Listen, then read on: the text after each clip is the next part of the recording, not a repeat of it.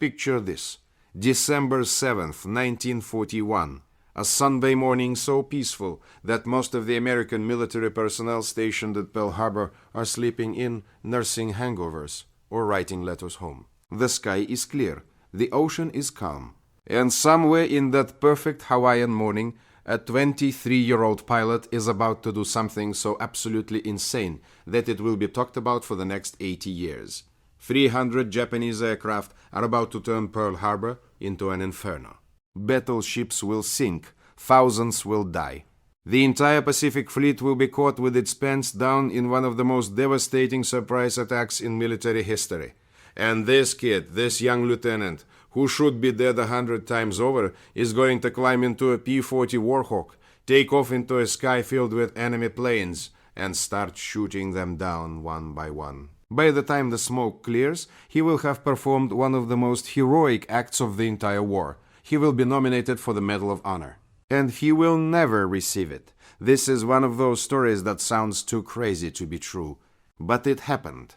And the reasons why this pilot never got America's highest military honor are almost as infuriating as the attack itself. Let me tell you about George Welsh, the man who fought 300 planes and got screwed by paperwork. To understand what happened on that morning, you need to understand what Pearl Harbor looked like before the first bomb fell. Hawaii in 1941 was paradise with a military base attached. The weather was perfect. The beaches were pristine. And for the young pilot stationed there, it was basically a vacation with occasional flying duties. The war in Europe was raging, sure, but that was an ocean away. Japan was making aggressive moves in the Pacific, absolutely, but nobody seriously believed they would attack American territory directly. The prevailing wisdom was that if Japan wanted to expand, they would go after British and Dutch colonies first. American military planners were worried about sabotage, not aerial assault. That's why the planes at Wheeler Field and other Hawaiian bases were parked wingtip to wingtip, clustered together so they could be easily guarded against saboteurs. Nobody was thinking about making them easy targets for enemy bombers. Nobody was thinking about enemy bombers at all. George Welsh was 23 years old that December. He was from Wilmington, Delaware, the son of a wealthy family who had made their money in chemicals. DuPont money, old money, the kind of background that meant he could have been anything he wanted. He chose to be a fighter pilot. He had joined the Army Air Corps in 1940, trained at Pursuit Aviation, and by the end of 1941 he was a second lieutenant with the 47th Pursuit Squadron. He was stationed at Wheeler Field on Oahu, flying P-40 Warhawks, the warhorse fighter of the early American war effort. The P-40 wasn't the best fighter plane in the world. It was heavier than the Japanese Zero, less maneuverable, slower to climb. But it was tough. It could take punishment. And in the right hands, with the right tactics, it could kill. The night before the attack, December 6, 1941, Welsh and his buddy Kenneth Taylor had been partying. There was an officers' club dance at Wheeler Field, and these two young pilots had made a night of it. They were still in their tuxedos, still awake from the previous night's festivities, when the first Japanese planes appeared over Pearl Harbor at 7:48 a.m. on December 7th. Most people's first reaction to the sounds of explosions was confusion. Training exercise, maybe? Some kind of accident? Welch and Taylor knew instantly that something was very wrong. You don't mistake the sound of bombs for anything else. You don't confuse the distinctive engine note of Japanese aircraft with American planes. These two pilots, hung over and exhausted, looked at each other and made a decision that would define their lives. They needed to get to their planes, but their planes weren't at Wheeler Field. The P-40S assigned to their squadron had been moved to a small auxiliary airstrip called Haleiwa Field, about 10 miles away. This was supposed to be a temporary arrangement, a security measure. It turned out to be the luckiest accident of their lives. Wheeler Field was getting hammered. Japanese Zeros were strafing the parked aircraft, turning them into fireballs. The planes clustered together for sabotage protection became a massacre. If Welch and Taylor's P-40s had been at Wheeler, they would have been destroyed on the ground like everything else. Instead, those planes were sitting at a tiny grass strip that the Japanese didn't even know existed. Welch called ahead to Haleiwa. He told them to get two 50-40s ready, armed and fueled. Then he and Taylor jumped into Taylor's car and drove like absolute maniacs through the chaos of a base under attack. Japanese planes were strafing the roads. Buildings were on fire. People were dying everywhere. And these two pilots in their tuxedos were weaving through wreckage at top speed, desperate to reach their aircraft before the enemy destroyed everything. Let me pause here and put this in perspective. The rational thing to do when 300 enemy aircraft are attacking your base is to take cover, find a bunker, wait it out. Nobody would blame you for not wanting to fly into that maelstrom. The Japanese had achieved complete surprise. They had overwhelming numbers. They had altitude advantage, position advantage, and the American forces were in complete disarray. Flying up into that sky was essentially suicide. Welch and Taylor did it anyway. They reached Haleva Field to find their P-40s being prepared. The ground crews, bless them, had worked frantically to get those planes ready, but there was a problem. The ammunition belts were only partially loaded. The planes had their 50 caliber machine guns, but not full ammunition loads. Welch and Taylor didn't care. They climbed into their cockpits, started their engines, and took off into a sky filled with enemies. Now let's talk about what they were flying versus what they were facing. The P-40 Warhawk was a decent fighter for its time, but it had significant limitations. It weighed about 8,800 pounds, fully loaded. It had a top speed of around 360 miles per hour. Its rate of climb was approximately 2,700 feet per minute. It was armed with 650 caliber machine guns in the wings, which was formidable firepower if you could get in position to use it. The problem was getting in position. The Japanese Zero, the Mitsubishi A6M, was a different beast entirely. It weighed only about 5,300 pounds. It could climb at over 3,000 feet per minute. It was incredibly maneuverable, able to turn inside almost any American fighter of the era. In a traditional dogfight, a turning battle, the Zero would eat a P-40 alive. Japanese pilots knew this. They had been trained to exploit their aircraft's strengths, to draw American planes into turning fights where the Zero's agility was decisive. But the P-40 had advantages too. It was heavier, which meant it could dive faster without the structural problems that plagued lighter aircraft. It was more rugged, able to absorb damage that would destroy a Zero, and its 6 heavy machine guns, while fewer in number than some aircraft, packed a devastating punch. The key to fighting Zeros in a P-40 was to never ever try to turn with them. You used your dive speed. You made slashing attacks from above. You hit and ran. You never let them get behind you in a turning fight. Welch and Taylor took off from Haleva Field and immediately headed toward the fighting. They could see the smoke from Pearl Harbor, the fires from Wheeler Field, the chaos unfolding across the island. And they could see Japanese planes everywhere.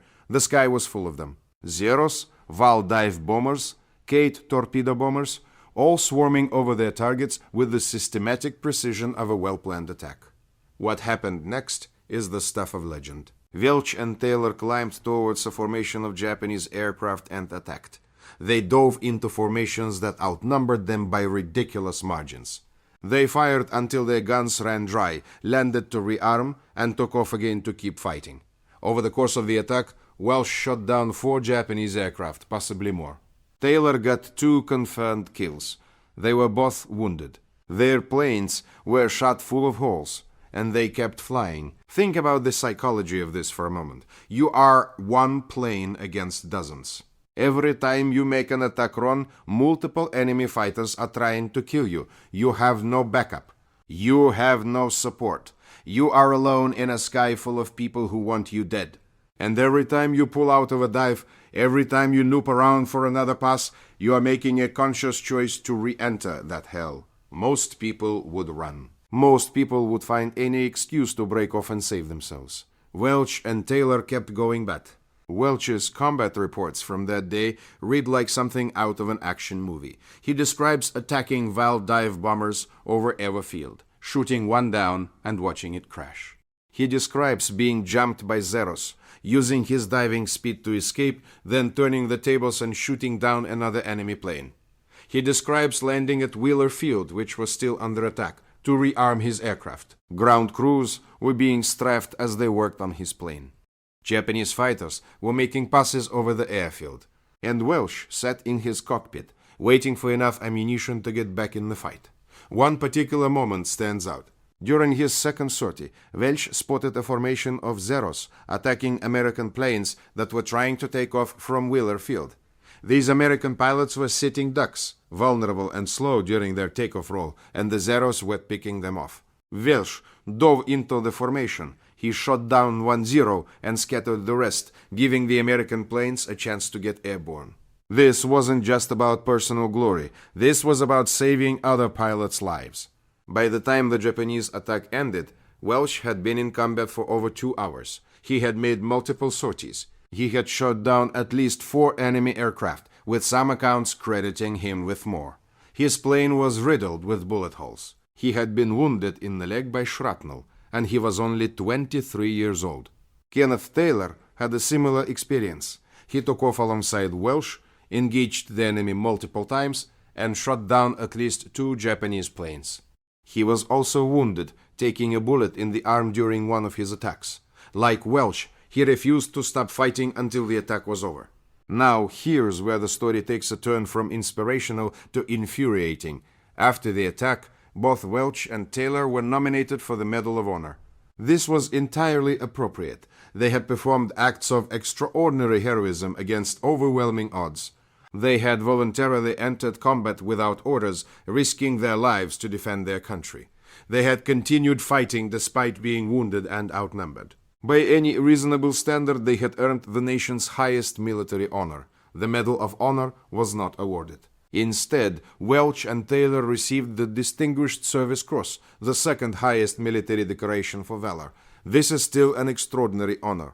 Very few people ever received the DSC, but it wasn't the Medal of Honor, and the reasons why tell us a lot about military bureaucracy, institutional politics, and the chaos of war. The official explanation for denying the Medal of Honor was that Welch and Taylor had taken off without orders. They had not been authorized to fly. They had acted on their own initiative outside the chain of command. In the twisted logic of military bureaucracy, this made their heroism somehow less valid. Never mind that if they had waited for orders, their planes would have been destroyed on the ground. Never mind that the chain of command at Pearl Harbor was in complete chaos, with commanders dead or unreachable. Never mind that their independent actions saved lives and shot down enemy aircraft. They hadn't followed proper procedure, so they didn't deserve the top award. This decision is infuriating for several reasons. First, the Medal of Honor has been awarded numerous times for actions taken without explicit orders. Initiative in combat is generally considered a virtue, not a disqualifying factor. Second, the circumstances at Pearl Harbor made waiting for orders essentially impossible. The attack came without warning, communications were disrupted, and commanders were dealing with their own survival. Expecting pilots to wait for authorization before responding to an active attack on American soil is absurd. Third, and most importantly, the actions of Welch and Taylor were exactly the kind of heroism the Medal of Honor is meant to recognize. They went above and beyond at great personal risk to defend their country. That is the definition of the award. Some historians have suggested other reasons for the denial. There may have been concerns about highlighting the failures of the American military at Pearl Harbor. The story of 2 pilots taking off on their own and shooting down enemy planes, while inspiring, also underscored how unprepared the American forces had been. It raised uncomfortable questions about why more planes weren't able to get airborne, why the attack achieved such complete surprise, why the losses were so catastrophic. Giving Welch and Taylor the Medal of Honor would have drawn attention to these failures, and that may have been politically unpalatable. There's also the question of verification. In the case of Pearl Harbor, record-keeping was spotty at best. Confirming exact kill counts was difficult. Some of Welch's claimed victories may have been disputed or unverifiable. But this seems like a weak excuse. The Medal of Honor has been awarded for acts that couldn't be independently verified based on the testimony of the recipient and circumstantial evidence. The standard shouldn't suddenly become higher just because the battle was chaotic. Whatever the official reasoning, the result was that George Welch and Kenneth Taylor never received the Medal of Honor for their actions on December 7, 1941. This wasn't the end of their stories, though. Both men continued to serve throughout the war, and their careers after Pearl Harbor were remarkable. George Welch became one of the top American aces in the Pacific theater. He shot down a total of 16 Japanese aircraft over the course of the war, making him one of the highest-scoring American fighter pilots. He was known for his aggressive flying style and his willingness to take risks that other pilots avoided. He survived the war, which was an achievement in itself, given the casualty rates among fighter pilots. After the war, Welch became a test pilot. He worked for North American Aviation, the company that built the P-51 Mustang and later the F-86 Sabre. In this role, he made one of the most controversial claims in aviation history.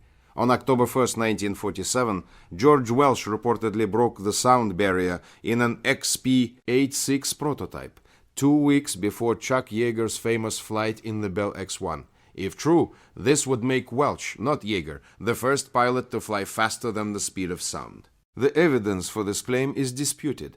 North American Aviation initially kept it quiet because they were competing for government contracts and didn't want to jeopardize their relationship with the Air Force, which was backing the X-1 program. Yeager's flight was the official first supersonic flight because it was documented and sanctioned by the government. Welch's flight, if it happened, was unofficial and unrecorded. Some witnesses claim they heard the distinctive sonic boom before Yeager's flight. Others dispute this. The truth may never be known for certain. What is known is that George Welch continued to push the boundaries of aviation until his death in 1954. He was killed while testing an F-100 Super Sabre at Edwards Air Force Base. He was only 36 years old. In his short life, he had been a war hero, one of America's top aces, a pioneering test pilot, and possibly the first man to break the sound barrier. And he never received the Medal of Honor. Kenneth Taylor's post-Pearl Harbor career was also distinguished. He remained in the military, continued to fly combat missions, and eventually rose to the rank of brigadier general. He lived until 2006, passing away at the age of 86. Like Welch, he never received the Medal of Honor for his actions on December 7th. In 1992, 56 years after the attack, there was an effort to posthumously award the Medal of Honor to George Welch and to upgrade Kenneth Taylor's award while he was still alive. Senator Daniel Inouye of Hawaii, himself a Medal of Honor recipient, supported this effort. The proposal was reviewed by the military but ultimately denied. The official position was that the original decision had been appropriate and that there was no basis for changing it. This decision sparked controversy and debate. Supporters argued that Welch and Taylor had been unfairly denied the Medal of Honor due to bureaucratic technicalities and that the historical record should be corrected. Opponents argued that reopening decades-old award decisions would set a problematic precedent and that the Distinguished Service Cross was an appropriate recognition of their heroism. The matter remains unresolved to this day. Let's step back and consider what this story tells us about heroism, recognition, and the fallibility of institutions. George Welch did something extraordinary on December 7, 1941. He faced impossible odds, acted with incredible bravery, and made a genuine difference in one of the darkest days in American military history. By any objective measure, he deserved the Medal of Honor. He didn't get it because of procedural concerns, because of political considerations, because of the chaos of war and the imperfection of military bureaucracy. This is a recurring theme in military history. The people who receive the highest honors are not always the ones who deserve them most. Sometimes it's about luck, about having the right witnesses at the right time. Sometimes it's about politics, about which stories the military wants to tell. Sometimes it's about paperwork, about whether the proper forms were filed in the proper way. The Medal of Honor is supposed to recognize the highest levels of valor and self-sacrifice, but the process of awarding it is human, flawed, and subject to the same biases and limitations as any other bureaucratic process. This doesn't diminish what Welch accomplished. His actions spoke for themselves, regardless of what medal hung on his chest. The pilots he saved, the planes he shot down, the courage he displayed, these things are part of the historical record. No bureaucratic decision can erase them. But it does remind us that official recognition and actual merit don't always align. Sometimes the greatest heroes are the ones whose stories are lost, denied, or overlooked. Now let's talk about the P-40 Warhawk itself, because this aircraft deserves its own recognition in this story. The P-40 has often been overshadowed by more famous fighters like the P-51 Mustang or the P-38 Lightning. It was never the fastest, never the most maneuverable, never the most advanced fighter in the American arsenal. But it was there when it was needed, and it did its job. The P-40 was developed by Curtiss-Wright in the late 1930s, based on their earlier P-36 Hawk design.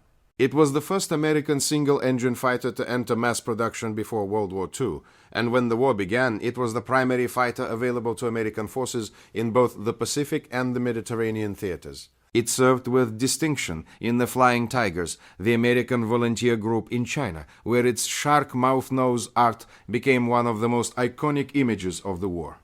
The plane had real limitations.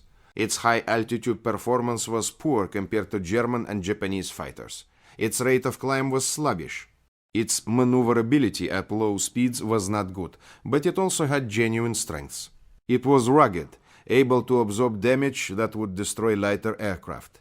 Its diving speed was excellent, allowing it to disengage from unfavorable fights. Its 650 caliber machine guns provided devastating firepower, and it was relatively easy to produce, which meant it was available in numbers when other fighters were still being developed. The key to flying the P-40 successfully was understanding its limitations and exploiting its strengths. You didn't try to outturn a Zero or outclimb a Messerschmitt. You used hit-and-run tactics, diving attacks, and the advantage of altitude. You picked your fights carefully and disengaged when the odds turned against you. Pilots who understood this, like Welsh, could be highly effective in the P-40. Pilots who tried to fight it like a more agile aircraft often died. At Pearl Harbor, the P-40s that managed to get airborne performed remarkably well against the Japanese attackers. Besides Welch and Taylor, several other pilots managed to get into the air and engage the enemy. Lieutenant Harry Brown shot down one Japanese plane. Lieutenant Philip Rasmussen, flying in his pajamas because he had no time to dress, shot down one and damaged another. These pilots proved that the P-40 could hold its own against Wanted Zero if flown correctly. The broader context of the Pearl Harbor attack is also important for understanding Welch's achievement. The Japanese strike force consisted of 353 aircraft launched from 6 aircraft carriers. This was an unprecedented naval aviation operation, the largest carrier-based attack in history up to that point. The Japanese had spent months planning the attack, practicing torpedo runs in shallow water, developing specialized weapons for the harbor's conditions, and drilling their pilots to perfection. The attack was a masterpiece of planning and execution. Against this, the American forces at Pearl Harbor were completely unprepared. The fleet was at anchor, the perfect target for torpedo and dive bombers. The aircraft at Wheeler Field, Hickam Field, and other bases were parked in clusters, easy pickings for strafing runs. Radar had detected the incoming Japanese formation, but the warning was dismissed as a scheduled flight of B-17 bombers arriving from the mainland. The result was catastrophic. 2,403 Americans killed, 1,178 wounded, 4 battleships sunk, 4 more damaged, 188 aircraft destroyed, and 159 damaged. In this context, Welch's achievement becomes even more remarkable. He didn't just fight against 300 planes, he fought against a perfectly executed surprise attack when everything that could go wrong had gone wrong. He fought when the American military was in shambles, when commanders were dead or incapacitated, when communication was broken, when chaos was total. And he fought effectively, shooting down enemy aircraft and disrupting their attacks, buying time and saving lives. The question of why the Medal of Honor was denied keeps coming back, because it seems so clearly wrong in retrospect. One factor that may have played a role was the intense scrutiny and recrimination that followed Pearl Harbor. The attack was a disaster of epic proportions, and heads were going to roll. Admiral Husband Kimmel and General Walter Short, the commanders at Pearl Harbor, were relieved of duty and subjected to investigations. The military was looking for scapegoats, not heroes.